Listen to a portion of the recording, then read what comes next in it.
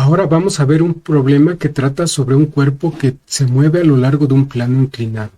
Nos dan la parte inicial del enunciado que tendríamos que completar con alguna de las opciones que nos listan abajo.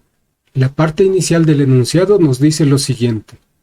La expresión matemática x igual a 0.5 menos 2t más 1.5t al cuadrado representa el movimiento de una rueda en un plano inclinado que desciende después de haber subido. Se puede afirmar que en esta expresión el valor de la y abajo nos listan las posibles frases que terminarían el enunciado. La opción A nos dice distancia inicial es 0.0 metros. La opción B dice distancia final es 0.5 metros. La C, velocidad inicial es 1.5 metros sobre segundo. Opción D, aceleración es de 3.0 metros sobre segundo al cuadrado. Nuestro trabajo es determinar cuál de estas cuatro opciones completan correctamente el enunciado del problema. Antes de resolver el problema, haremos un repaso de lo que es el plano inclinado. El plano inclinado es una máquina simple que consiste en una superficie plana que forma un ángulo agudo con el suelo y que se utiliza para elevar cuerpos a cierta altura. Aquí en la figura tenemos un ejemplo de lo que es un plano inclinado. Esta es la superficie plana, este es el ángulo que forma con el suelo y este es el objeto que moveremos a través del plano inclinado.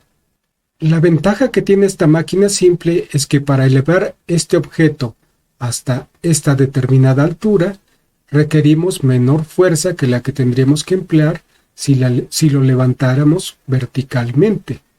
La posible desventaja es que tenemos que recorrer una distancia mayor.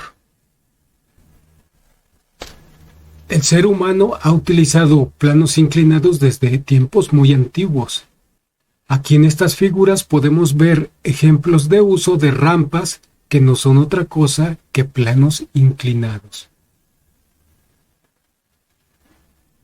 Vamos a analizar de manera formal qué es lo que ocurre en el plano inclinado. Comencemos con el caso en que no hay movimiento. Nos interesa en especial cómo se comportan las fuerzas que actúan sobre este cuerpo. Por principio de cuentas, colocamos nuestro plano cartesiano tal y como aparece aquí. Hacemos coincidir su origen con el centro del cuerpo y que su eje X sea paralelo a la superficie del plano inclinado. Como es de esperarse, sobre el cuerpo actúa su peso, que está representado por este vector. Es fácil demostrar que este ángulo que forma con el eje Y es igual al ángulo de inclinación del plano. El peso tiene componentes a lo largo de los dos ejes, tal y como se muestra aquí. Este vector me representa a la componente a lo largo del eje X y este otro a la componente a lo largo del eje Y. Como sabemos que no hay movimiento en el sistema, debe haber fuerzas que contrarresten a las componentes del peso. Vamos a ver cuáles son. A lo largo del eje Y actúa lo que llamamos la fuerza normal, que está representada por este vector. Esta es la fuerza que ejerce el plano sobre el objeto en este sentido. Para contrarrestar esta componente, actúa lo que llamamos la fuerza de rozamiento, que se debe justamente al rozamiento que existe entre la superficie del plano y el objeto, y la representamos con este vector.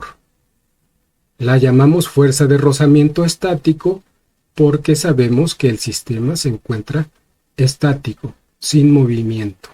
Hay una relación entre las magnitudes de la fuerza de rozamiento estático y la normal. Esta está dada por esta fórmula. La fuerza de rozamiento estático es igual al coeficiente de rozamiento estático por la magnitud de la normal. Este símbolo especial que usamos aquí para representar el coeficiente de rozamiento estático es la letra griega mu. Es importante mencionar que este coeficiente depende única y exclusivamente del ángulo de inclinación del plano, tal y como vamos a demostrar a continuación. Como sabemos que el cuerpo se encuentra estático, la suma de fuerzas a lo largo de los dos ejes debe ser igual a 0. Vamos a analizar primero qué es lo que ocurre en Y. En esta igualdad se expresa el hecho de que la suma de fuerzas en Y es igual a 0. Revisando las fuerzas que actúan en ese eje, tenemos la fuerza normal y la correspondiente componente del peso. Como la fuerza normal actúa en el sentido positivo de Y, su magnitud suma. En cuanto a la componente del peso, como actúa en el sentido negativo del eje, su magnitud se resta. Así obtenemos esta expresión. Pasando PY al otro miembro, tenemos esta igualdad. N igual a PY. Veamos qué ocurre en el eje X. Aquí en esta igualdad se expresa el hecho de que la suma de fuerzas en X es igual a 0. Nuevamente revisamos las fuerzas que actúan en ese eje. Aquí tenemos la componente del peso y la fuerza de rozamiento en el otro sentido. Como la componente del peso actúa en el sentido positivo del eje, su magnitud suma.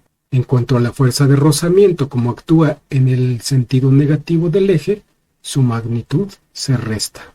Por eso tenemos esta expresión. Pasando este término al otro miembro, nos queda que Px es igual a la fuerza de rozamiento estática. Lo señalado en estos dos recuadros expresa de una forma clara el equilibrio de fuerzas. Lo que verás aparecer a continuación muestra el procedimiento para obtener una expresión del coeficiente de rozamiento estático a partir de esta igualdad.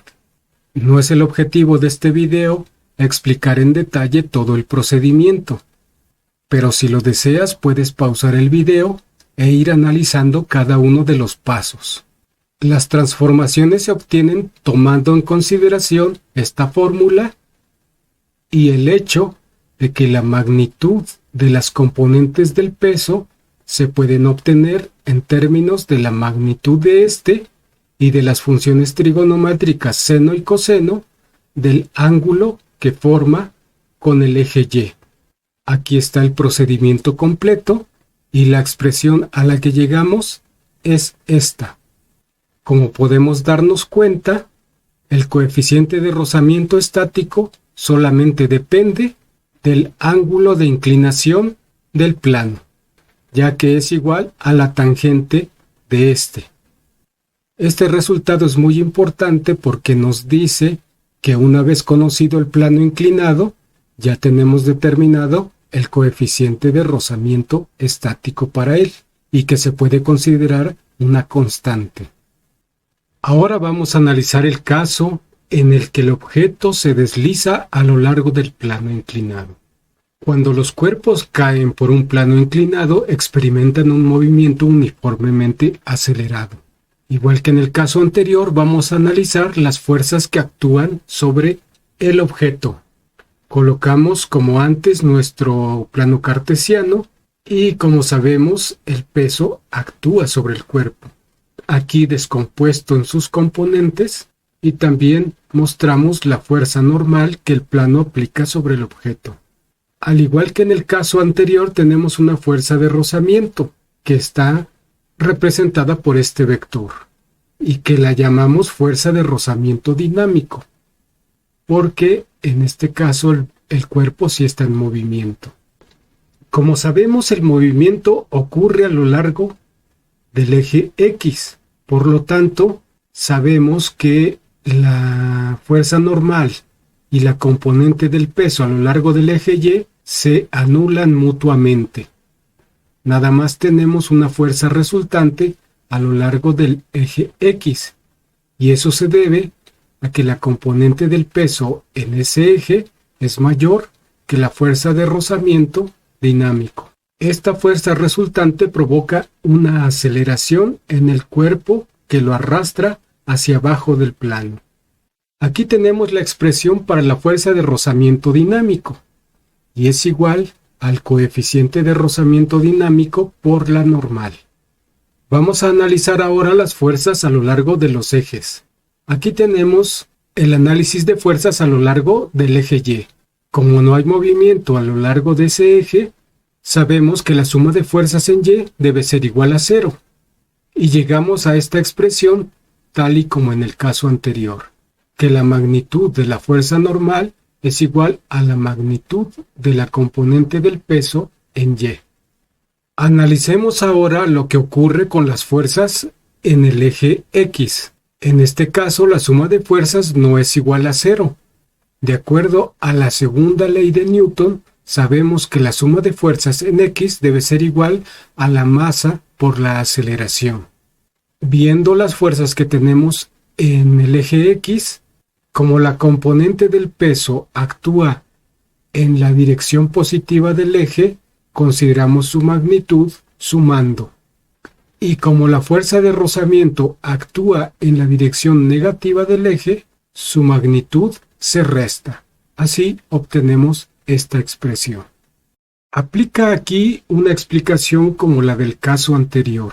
Lo que verás a continuación es el procedimiento para obtener una expresión para la aceleración en función de los demás elementos. Nuevamente no explicaremos con detalle el procedimiento. Si deseas, puedes pausar el video y analizar cada uno de los pasos que se fueron tomando. Aquí tenemos el procedimiento. El resultado final es una expresión para la aceleración que es esta. Aquí podemos darnos cuenta de por qué la aceleración es una constante. En esta expresión aparecen solamente constantes. G nos representa a la aceleración que provoca la Tierra sobre un cuerpo que cae. Este es el seno del ángulo alfa, que una vez conocido el ángulo, será una constante para ese plano. Aquí nuevamente aparece G, y este es el coeficiente de rozamiento dinámico, que como sabemos, también nada más depende del ángulo de inclinación. Esta última parte de la expresión es el coseno de alfa, que igual, una vez determinado el plano, será una constante. Cuando no hay rozamiento, este término se hace cero, y nada más nos queda que la aceleración es igual a G por el seno de alfa.